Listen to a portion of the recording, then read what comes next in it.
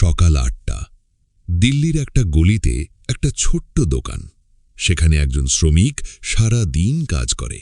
তার হাতে একটা নোট, পকেটে কয়েক টাকা, আর মনে শুধু একটাই প্রশ্ন, এই টাকা কোথায় চলে যায়? প্রতিদিন কাজ করে, প্রতিদিন অর্থ আসে, কিন্তু মাসের শেষে হাতে শূন্য। সেই একই সময় টোকিওর একটা ছোট অফিসে বসে আছে একজন ৬০ বছরের জাপানি ব্যবসায়ী। তার সামনে একটা সুন্দর ডায়েরি, উপরে লেখা কাকেবো। প্রতিটি পাতায় সংখ্যা, প্রতিটি সংখ্যায় একটা গল্প। কতটা আয়, কতটা খরচ, কতটা রেখেছেন। সেই মানুষটি ১ কাপ গ্রিন টি নিয়ে বসে আছে, একটা প্রশান্ত হাসি নিয়ে। তার চোখে নেই কোনো উদ্বেগ, শুধু একটা নিশ্চয়তা। নিশ্চয়তা যে তার ভবিষ্যৎ সুরক্ষিত। বন্ধুরা, এটা শুধু দুটো শহরের গল্প নয়, এটা দুটো চিন্তার গল্প, দুটো অভ্যাসের গল্প, আর সবচেয়ে জরুরি, এটা দুটো জীবনের গল্প। একটা জীবন যেখানে মাসের শেষে ব্যাংক ব্যালেন্স দেখতে ভয় লাগে, আর একটা জীবন যেখানে মাসের শেষে একটা তৃপ্তির হাসি থাকে। এই মুহূর্তে আপনার পকেট বা আপনার ব্যাগ খুলুন, যেই টাকা আছে সেটা বের করুন। ৫০০ টাকা, ১০০০ টাকা, ২০০০ টাকা, যাই থাকুন না কেন, সেই টাকা নিয়ে একটা প্রশ্ন করুন নিজেকে, গত সপ্তাহে আমার কাছে কত টাকা ছিল এবং এই ১ সপ্তাহে কোথায় চলে গেল? সম্ভবত অনেকখানে। একটু খাবার কিনেছি, একটু অনলাইনে খরচ করেছি, একটু বন্ধুদের জন্য দিয়েছি, একটু পরিবারের কিছু জরুরি খরচ হয়েছে। ব্যাস, সপ্তাহ শেষ এবং টাকা গায়েব। এটা একবার দুবার ঠিক আছে, কিন্তু যখন এটা প্রতি সপ্তাহে হয়, প্রতি মাসে হয়, প্রতি বছর হয়, তখন এটা আপনার সম্পূর্ণ জীবন হয়ে যায়। আপনি আর একটা মানুষ নন, আপনি হয়ে যান একটা মেশিন, যেটা শুধু আয় করে আর খরচ করে। কোনো উদ্দেশ্য নেই, কোনো লক্ষ্য নেই, শুধু একটা নিরন্তর চক্র। এই ভিডিওতে আপনি শিখবেন জাপানের সেই কাকেবো সিক্রেট, যেটা সেখানকার প্রতিটি গৃহিণী জানেন, কিন্তু আমাদের ফাইন্যান্সিয়াল অ্যাডভাইজার্স কখনো বলেননি। সেই সাইকোলজিক্যাল ট্র্যাপ যেখানে ৯০% মানুষ উইক 30-র পরে পড়ে যায়, আর তা থেকে বাঁচার এক্স্যাক্ট উপায়। আর একটা 52 উইক চ্যালেঞ্জ, যেটা আপনার উইল পাওয়ারের ওপর নয়, বরং একটা বুলেট প্রুফ সিস্টেমের ওপর চলবে। কিন্তু এর আগে আমাকে আপনার সাথে একটা কড়া সত্যি কথা বলতে হবে। এমন একটা সত্যি যেটা হয়তো আপনাকে একটু আনকমফোর্টেবল করবে, কিন্তু এই সত্যিটাই আপনার ফাইন্যান্সিয়াল জীবনের টার্নিং পয়েন্ট হতে পারে। আপনি কি শুনতে প্রস্তুত? বন্ধুরা, একটা কড়া সত্যি দিয়ে শুরু করি। আমরা বেশিরভাগ মানুষ গরিব এই কারণে নই যে আমরা কম উপার্জন করি। আমরা কষ্টে থাকি কারণ আমাদের টাকা ধরে রাখতে জানি না। টাকা হাতে আসতে না আসতেই সে জলের মতো বেরিয়ে যায়। মনে আছে, গত মাসে আপনি কসম খেয়েছিলেন যে এই মাসে পাকা সঞ্চয় করব। কি হলো? মাসের শেষে অ্যাকাউন্ট আবার ফাঁকা। কেন? কারণ আমরা সেভিংসকে একটা শাস্তির মতো দেখি। আমাদের মস্তিষ্ক সব সময় ইনস্ট্যান্ট গ্র্যাটিফিকেশনের পিছনে ছোটে। তাকে এখনই পিৎজা চাই, এখনই নতুন জুতো চাই। ১ বছর পরে পাওয়া টাকায় তার কোনো আগ্রহ নেই। এটা আমাদের দোষ নয়, এটা আমাদের মস্তিষ্কের গঠন। বিজ্ঞানের ভাষায় এটাকে বলে প্রেজেন্ট বায়াস। এই চক্র ভাঙার জন্য আমরা যে গল্প বলবো, সেটা শুরু হয়েছিল ১২০ বছর আগে একটা ছোট্ট দেশ থেকে। সেই দেশ ছিল জাপান, এবং সেই দেশে একটা বিপ্লব ঘটেছিল যা শুধু জাপান নয়, সারা বিশ্বকে বদলে দিয়েছে। এটা ছিল একটা নৈতিক বিপ্লব নয়, রাজনৈতিক বিপ্লব নয়, এটা ছিল একটা আর্থিক বিপ্লব। একটা বিপ্লব যা শুরু হয়েছিল একজন মহিলার একটা ছোট্ট আইডিয়া থেকে। সেই মহিলার নাম ছিল হানি মোতকো। তিনি ছিলেন একজন সাংবাদিক এবং একজন লেখক। ১৯০৪ সালে জাপানে তিনি একটা জিনিস লক্ষ্য করেছিলেন। সেটা ছিল যে জাপানের প্রতিটি পরিবার, বিশেষ করে গৃহিণীরা, তাদের আর্থিক অবস্থা সম্পর্কে একেবারে অন্ধকারে ছিল। কোনো পরিকল্পনা নেই, কোনো হিসেব নিকেশ নেই, কোনো ভবিষ্যৎ দৃষ্টিভঙ্গি নেই। শুধু দিন কাটানো, সপ্তাহ কাটানো, মাস কাটানো। এই সমস্যা দেখে হানি মোতোকো একটা অসাধারণ জিনিস করেছিলেন। তিনি একটা নোটবুক ডিজাইন করেছিলেন, একটা সাধারণ নোটবুক যেখানে একটা পরিবারের সমস্ত আর্থিক লেনদেন লেখা থাকবে। এই নোটবুকের নাম দিলেন কাকেবো। জাপানি ভাষায় কা মানে আয়, কে মানে খরচ এবং বো মানে খাতা। তাই কাকেবো মানে হলো আয় ও খরচের খাতা। কিন্তু এটা শুধু একটা খাতা ছিল না, এটা ছিল একটা দর্শন, একটা জীবনযাত্রা, একটা মানসিক পরিবর্তন। এই নোটবুকে একটা অনন্য পদ্ধতি ছিল। কাকেবোতে প্রতিটি মাসের শুরুতে 4টি প্রশ্ন ছিল। প্রথম প্রশ্ন, এই মাসে আমার কাছে কত টাকা আছে? দ্বিতীয় প্রশ্ন, আমি এই মাসে মাসে কত টাকা খরচ করতে চাই অপ্রয়োজনীয় জিনিসে? তৃতীয় প্রশ্ন, আমি এই মাসে কত টাকা সঞ্চয় করতে পারি? চতুর্থ প্রশ্ন, আগামী মাসে আমি আরও ভালো করতে কিভাবে পারি? মাত্র 4টি প্রশ্ন, 4টি সহজ প্রশ্ন, কিন্তু এই 4টি প্রশ্নের শক্তি অবিশ্বাস্য। এই 4টি প্রশ্ন জাপানের প্রতিটি ঘরে পৌঁছেছিল। প্রতিটি মহিলা এই নোটবুক ব্যবহার করতে শুরু করেছিলেন। একটি মানসিকতার পরিবর্তন শুরু হয়েছিল, একটি সাংস্কৃতিক বিপ্লব শুরু হয়েছিল, এবং তারপর যা ঘটেছিল তা ইতিহাস। দ্বিতীয় বিশ্বযুদ্ধে জাপান সম্পূর্ণভাবে ধ্বংস হয়ে গিয়েছিল। শহরগুলো পুড়ে গিয়েছিল, বাড়িগুলো ভেঙে গিয়েছিল, লক্ষ লক্ষ মানুষ মারা গিয়েছিল, অর্থনীতি সম্পূর্ণভাবে ভেঙে পড়েছিল। 1945 সালে যখন যুদ্ধ শেষ হয়েছিল, তখন জাপান ছিল একটা ধ্বংসস্তূপ।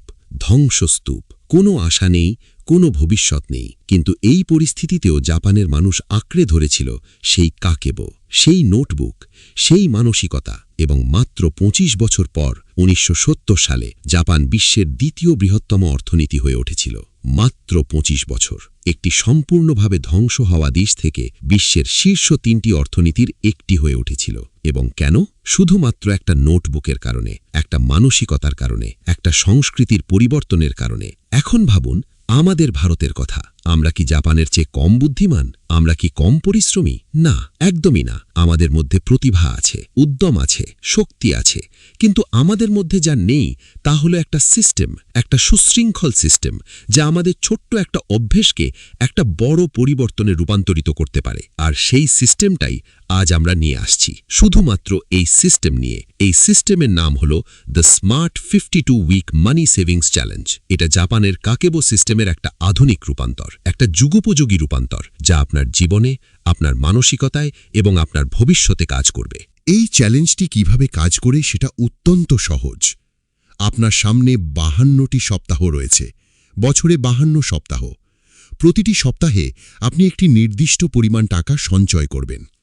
প্রথম সপ্তাহে আপনি সঞ্চয় করবেন মাত্র 50 টাকা, দ্বিতীয় সপ্তাহে 100 টাকা, তৃতীয় সপ্তাহে 150 টাকা, এবং প্রতি সপ্তাহে মাত্র 50 টাকা করে বৃদ্ধি পাবে।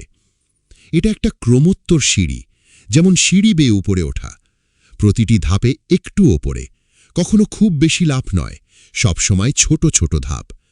52তম সপ্তাহে এসে আপনি সঞ্চয় করবেন 2600 টাকা। এটা একটা বড় সংখ্যা, কিন্তু সেই সময় আপনার মানসিকতা অনেক শক্তিশালী হয়ে উঠবে। আপনি আগের মতো নন, আপনি হয়ে উঠবেন একজন সাশ্রয়ী মানুষ, একজন লক্ষ্যবদ্ধ মানুষ। যখন আপনি এই 52 সপ্তাহের সমস্ত টাকা যোগ করবেন, তখন মোট পরিমাণ হবে ৬৮,৯০০ টাকা, প্রায় ৭০,০০০ টাকা। শুধুমাত্র 50 টাকা দিয়ে শুরু করে ৭০,০০০ টাকায় পৌঁছনো। এটা কোনো বিনিয়োগ নয়, এতে কোনো সুদ নেই, কোনো ঝুঁকি নেই, কোনো বাজেট নেই, শুধুমাত্র একটা সিস্টেম এবং একটা নিয়ম। কিন্তু এখানেই শেষ নয়। এই ৭০,০০০ টাকা যদি আপনি একটা নিরাপদ জায়গায় বিনিয়োগ করেন, যেমন একটা ফিক্সড ডিপোজিট বা একটা মিউচুয়াল ফান্ড, এবং প্রতি মাসে আরও ৩০০ টাকা করে নতুন বিনিয়োগ করেন, তাহলে ১৫ বছর পর এটি হয়ে যাবে প্রায় ৩৫ থেকে ৪০ লক্ষ টাকা। এটা কোনো কল্পনা নয়, এটা গণিত, এটা বিজ্ঞান, এটা কম্পাউন্ডিংয়ের শক্তি। অ্যালবার্ট আইনস্টাইন এটাকে বলেছিলেন বিশ্বের ৮ম আশ্চর্য। কিন্তু এই চ্যালেঞ্জে একটা বড় সমস্যা আছে, যা ৯০% মানুষ অভিজ্ঞতা করে। এটা একটা মনোবৈজ্ঞানিক ফাঁদ। এই ফাঁদের নাম হল দ্য গ্রেট মিড পয়েন্ট ওয়াল। এটা ঠিক চ্যালেঞ্জের মাঝামাঝি আসে, যখন আপনি সপ্তাহ ২৫ থেকে সপ্তাহ ৩৫-এর মধ্যে থাকেন। সেই সময় আপনার উত্তেজনা কমে যায়, শুরুর আনন্দ চলে যায়, শেষের সাফল্য এখনও অনেক দূরে। এবং এই মুহূর্তে আপনাকে জমাতে হয় ১২৫০ টাকা, ১৩০০ টাকা, ১৪০০ টাকা, খুবই বড় পরিমাণ।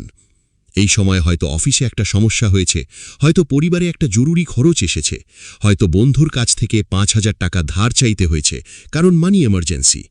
আর এই মুহূর্তে মস্তিষ্ক বলে ওঠে, এইসব কেন করছি, এত কষ্ট করে কী লাভ? আর সেই এক মুহূর্তে মানুষ হাল ছেড়ে দেয়, সব টাকা খরচ করে দেয়। এই চ্যালেঞ্জটি কিভাবে কাজ করে সেটা অত্যন্ত সহজ। আপনার সামনে 52টি সপ্তাহ রয়েছে, বছরে 52 সপ্তাহ। প্রতিটি সপ্তাহে আপনি একটি নির্দিষ্ট পরিমাণ টাকা সঞ্চয় করবেন। প্রথম সপ্তাহে আপনি সঞ্চয় করবেন মাত্র ৫০ টাকা, দ্বিতীয় সপ্তাহে ১০০ টাকা, তৃতীয় সপ্তাহে ১৫০ টাকা, এবং প্রতি সপ্তাহে মাত্র ৫০ টাকা করে বৃদ্ধি পাবে। এটা একটা ক্রমোত্তর সিঁড়ি, যেমন সিঁড়ি বেয়ে ওপরে ওঠা, প্রতিটি ধাপে একটু ওপরে, কখনো খুব বেশি লাভ নয়, সবসময় ছোট ছোট ধাপ। 52তম সপ্তাহে এসে আপনি সঞ্চয় করবেন ২৬০০ টাকা। এটা একটা বড় সংখ্যা, কিন্তু সেই সময়ে আপনার মানসিকতা অনেক শক্তিশালী হয়ে উঠবে। আপনি আগের মতো নন, আপনি হয়ে উঠবেন একজন সাশ্রয়ী মানুষ, একজন লক্ষ্যবদ্ধ মানুষ। যখন আপনি এই 52 সপ্তাহের সমস্ত টাকা যোগ করবেন, তখন মোট পরিমাণ হবে ৬৮,৯০০ টাকা, প্রায় ৭০,০০০ টাকা। শুধুমাত্র ৫০ টাকা দিয়ে শুরু করে ৭০,০০০ টাকায় পৌঁছনো। এটা কোনো বিনিয়োগ নয়, এতে কোনো সুদ নেই, কোনো ঝুঁকি নেই, কোনো বাজেট নেই, শুধুমাত্র একটা সিস্টেম এবং একটা নিয়ম। কিন্তু এখানেই শেষ নয়। এই ৭০,০০০ টাকা যদি আপনি একটা নিরাপদ জায়গায় বিনিয়োগ করেন, যেমন একটা ফিক্সড ডিপোজিট বা একটা মিউচুয়াল ফান্ড, এবং প্রতি মাসে আরও ৩০০ টাকা করে নতুন বিনিয়োগ করেন, তাহলে ১৫ বছর পর এটি হয়ে যাবে প্রায় ৩৫ থেকে ৪০ লক্ষ টাকা। এটা কোনো কল্পনা নয়, এটা গণিত, এটা বিজ্ঞান, এটা কম্পাউন্ডিংয়ের শক্তি। অ্যালবার্ট আইনস্টাইন এটাকে বলেছিলেন বিশ্বের অষ্টম আশ্চর্য। কিন্তু এই চ্যালেঞ্জে একটা বড় সমস্যা আছে, যা ৯০% মানুষ অভিজ্ঞতা করে। এটা একটা মনোবৈজ্ঞানিক ফাঁদ। এই ফাঁদের নাম হল দ্য গ্রেট মিড পয়েন্ট ওয়াল। এটা ঠিক চ্যালেঞ্জের মাঝামাঝি আসে, যখন আপনি সপ্তাহ ২৫ থেকে সপ্তাহ ৩৫-এর মধ্যে থাকেন। সেই সময় আপনার উত্তেজনা কমে যায়, শুরুর আনন্দ চলে যায়, শেষের সাফল্য এখনও অনেক দূরে, এবং এই মুহূর্তে আপনাকে জমাতে হয় ১২৫০ টাকা, ১৩০০ টাকা, ১৪০০ টাকা। খুবই বড় পরিমাণ। এই সময় হয়তো অফিসে একটা সমস্যা হয়েছে, হয়তো পরিবারে একটা জরুরি খরচ এসেছে, হয়তো বন্ধুর কাছ থেকে ৫,০০০ টাকা ধার চাইতে হয়েছে, কারণ মানি এমার্জেন্সি। আর এই মুহূর্তে মস্তিষ্ক বলে ওঠে, এসব কেন করছি, এত কষ্ট করে কি লাভ? আর সেই এক মুহূর্তে মানুষ হাল ছেড়ে দেয়, সব টাকা খরচ করে দেয়। তৃতীয় কৌশলটি হল দ্য উইকলি কাকেবো জার্নাল। এটি সরাসরি জাপান থেকে আনা। প্রতি সপ্তাহের শুরুতে আপনার একটি নোটবুকে ৪টি প্রশ্নের উত্তর লিখুন। প্রথম, এই সপ্তাহে আমার কাছে কত টাকা আছে? দ্বিতীয়, আমি এই সপ্তাহে কত টাকা সঞ্চয় করতে চাই? তৃতীয়, আমার অপ্রয়োজনীয় খরচ কোথায় হতে পারে? চতুর্থ, পরবর্তী সপ্তাহে আমি কিভাবে আরও ভালো করতে পারি? এই ৪টি প্রশ্নের উত্তর লেখার অভ্যাস আপনার আর্থিক সচেতনতা এত বাড়িয়ে দেবে যে আপনার অপ্রয়োজনীয় খরচ নিজে থেকেই কমে আসবে। গবেষণা দেখায় যে যারা তাদের খরচ লিখে রাখেন, তারা ২৮% কম খরচ করেন, শুধুমাত্র লেখার কারণে, কারণ লেখার মাধ্যমে আপনি নিজের কাছে জবাবদিহি করছেন। চতুর্থ কৌশলটি হল দ্য 1 মান্থ 1 চেঞ্জ মেথড। এটি ভারতের জুগার স্পিরিটের একটি চমৎকার প্রয়োগ। প্রতি মাসে আপনার জীবন থেকে একটি অপ্রয়োজনীয় খরচ বন্ধ করুন, শুধু একটি। প্রথম মাসে হয়তো বাইরে চা খাওয়া বন্ধ করুন, দ্বিতীয় মাসে একটি স্ট্রিমিং সাবস্ক্রিপশন বন্ধ করুন, তৃতীয় মাসে অনলাইন শপিংয়ের ফ্রিকোয়েন্সি অর্ধেক করুন, চতুর্থ মাসে ক্যাবের পরিবর্তে বাস ব্যবহার করুন, পঞ্চম মাসে জিম স্কিপ করুন এবং বাড়িতে ওয়ার্কআউট করুন। এভাবে প্রতি মাসে একটি ছোট্ট পরিবর্তন। এতে আপনার জীবনে কোনো বড় কষ্ট হয় না, কারণ আপনি একটি কিছু বন্ধ করছেন, সবকিছু বন্ধ করছেন না। কিন্তু বছর শেষে এই ১২টি ছোট্ট পরিবর্তন মিলিয়ে আপনি ১২,০০০ থেকে ১৫,০০০ টাকা অতিরিক্ত বাঁচাতে পারবেন। এটা মোটেও কম নয়, এটা সুবিধা, এটা স্বাধীনতা। পঞ্চম এবং সবচেয়ে গুরুত্বপূর্ণ কৌশল হল দ্য সেলফ পেনাল্টি সিস্টেম। এটা শুধুমাত্র একটি কৌশল নয়, এটি একটি মনোবৈজ্ঞানিক চুক্তি যা আপনি নিজের সাথে করছেন। যদি কোনো সপ্তাহে আপনি আপনার সঞ্চয়ের লক্ষ্য পূরণ করতে না পারেন, তাহলে পরের সপ্তাহে আপনি দ্বিগুণ টাকা সঞ্চয় করবেন এবং সাথে একটি অতিরিক্ত ৫০ টাকা লেট ফি হিসাবে দিয়ে দেবেন। এই ছোট্ট ফি আপনার মনে একটি অপ্রীতিকর অনুভূতি তৈরি করবে, এবং মানুষ যখন নিজেকে জরিমানা দিতে হয়, তখন সে অনেক বেশি সতর্ক হয়ে ওঠে, কারণ কেউই নিজেকে পেনাল্টি দিতে পছন্দ করে না। এবং এই মনোবৈজ্ঞানিক ট্রিগার আপনাকে পরবর্তী সপ্তাহে সময় মতো টাকা জমাতে অনুপ্রাণিত করবে। এবার আমরা আসি সেই সবচেয়ে গুরুত্বপূর্ণ অংশে, যা এই পুরো চ্যালেঞ্জের ভিত্তি। আপনার সঞ্চয়ের পিছনে একটি স্পষ্ট লক্ষ্য থাকতে হবে। জাপানি ভাষায় এটাকে বলা হয় ইকিগাই, যার মানে হল জীবনের উদ্দেশ্য বা দিক। আপনি এই ৭০,০০০ টাকা দিয়ে কি করবেন? এটা একটি ইমার্জেন্সি ফান্ড তৈরি করবেন, যাতে জীবনে যে কোনো সংকটে আপনি কাউকে ধার চাইতে না পারি? নাকি এটা দিয়ে একটি নতুন দক্ষতা শিখবেন, একটি কোর্স করবেন? নাকি আপনার ছোট্ট স্বপ্নের একটি বিজনেস শুরু করবেন? নাকি পরিবারকে একটি সুন্দর ছুটির দিনে ট্রিপ দেবেন? এই উদ্দেশ্যটি খুবই স্পষ্টভাবে নির্ধারণ করুন, লিখে রাখুন, আপনার চার্টের পাশে লাটিয়ে দিন। কারণ গবেষণা বলছে যে যাদের সঞ্চয়ের পিছনে একটি স্পষ্ট উদ্দেশ্য থাকে, তারা তাদের লক্ষ্যে পৌঁছানোর সম্ভাবনা ৪৮% বেশি থাকে। এখন আসি একটা অত্যন্ত গুরুত্বপূর্ণ বিষয়, আপনি এই টাকা কোথায় রাখবেন? কখনোই ঘরে রাখবেন না, নোটবুকে লিখে রাখবেন না, গ্লাসের জারে রাখবেন না, কারণ ঘরে রাখা টাকা সবসময় খরচ হওয়ার ঝুঁকিতে থাকে। আপনি যখন মধ্যরাতে ক্ষুধার্ত হন তখন সেই জার থেকে টাকা বের করার প্রলোভন আসে। আপনি যখন বন্ধুর পার্টিতে যেতে চান তখন সেই টাকা ব্যবহার করার চিন্তা মাথায় আসে।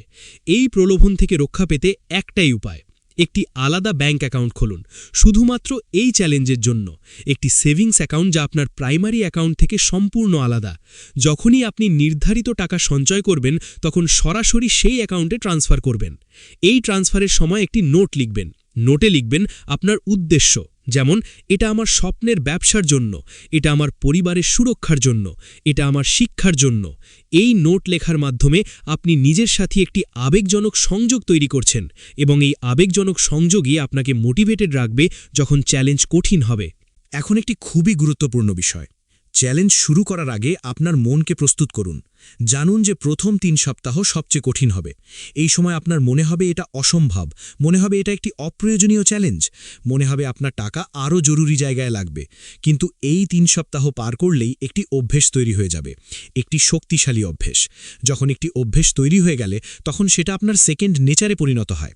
তখন আপনাকে আর জোর করে করতে হয় না, তখন এটা আপনার দৈনন্দিন রুটিনের অংশ হয়ে যায়। যেমন আপনি প্রতিদিন দাঁত ব্রাশ করেন, প্রতিদিন স্নান করেন, এইভাবেই প্রতি সপ্তাহে টাকা জমানো হয়ে যায় একটি স্বাভাবিক কাজ। চ্যালেঞ্জের মধ্যপথে যখন সবচেয়ে কঠিন সময় আসবে তখন একটি জাপানি প্রবাদ মনে করবেন। প্রবাদটি হল নানা করবি ইয়া ওকি, যার মানে হল 7 বার পড়ে যাও, 8 বার উঠে দাঁড়াও।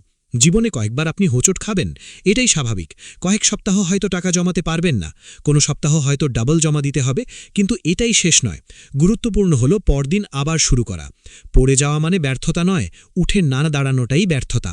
আর আপনি যখন পড়ার পর আবার উঠে দাঁড়াবেন তখন আপনি অনেক বেশি শক্তিশালী হয়ে উঠবেন। আপনার সেলফ এফিকেসি বৃদ্ধি পাবে, আপনার আত্মবিশ্বাস বাড়বে এবং এই বৃদ্ধি হলো সত্যিকারের সঞ্চয়।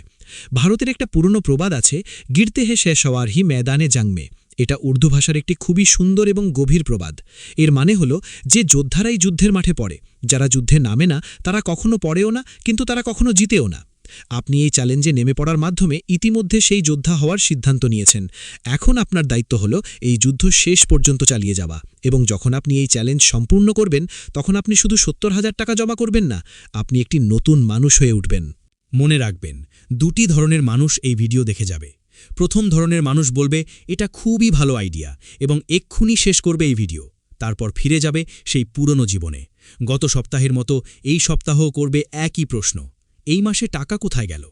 দ্বিতীয় ধরনের মানুষ এক্ষুনি উঠবে, এই মুহূর্তে একটা নোটবুক বের করবে, চার্ট আঁকবে, একটা অ্যাকাউন্ট খুলবে এবং আজই তার জীবন বদলাতে শুরু করবে। আপনি কোন ধরনের মানুষ সেটা শুধু আপনি জানেন, তবে আমি আপনাকে প্রার্থনা করছি যে আপনি দ্বিতীয় ধরনের মানুষ হন, কারণ শুধুমাত্র দ্বিতীয় ধরনের মানুষরাই পরিবর্তন আনে তাদের জীবনে এবং অন্যদের জীবনে। এবার আমি আপনাকে একটি চ্যালেঞ্জ দিচ্ছি। কমেন্টে লিখুন চ্যালেঞ্জ নিচ্ছি, শুধু এই 3টি শব্দ লিখুন, কারণ যেটা আপনি লিখে ফেলেন সেটা আপনি পালন করার সম্ভাবনা 70% বেশি থাকে। এটা সাইকোলজি, এটা কমিটমেন্ট বায়াস। যখন আপনি পাবলিকলি প্রতিশ্রুতি দিয়ে দেন তখন আপনার মনে একটা চাপ থাকে সেটা পূরণ করার, এবং সেই চাপই হলো আপনার মোটিভেশন। এই যাত্রা শুধু 52 সপ্তাহের নয়, এটা একটা সারা জীবনের যাত্রা। একবার আপনি এই অভ্যেস তৈরি করলে এটা আপনার সাথে থাকবে সারা জীবন, এবং এই অভ্যেস আপনার প্রতিটি সিদ্ধান্তকে প্রভাবিত করবে। আপনার কাজের ধরন বদলাবে, আপনার পরিবারের সাথে সম্পর্ক বদলাবে, আপনার আত্মবিশ্বাস বদলাবে এবং সবচেয়ে গুরুত্বপূর্ণ আপনার ভবিষ্যৎ বদলাবে।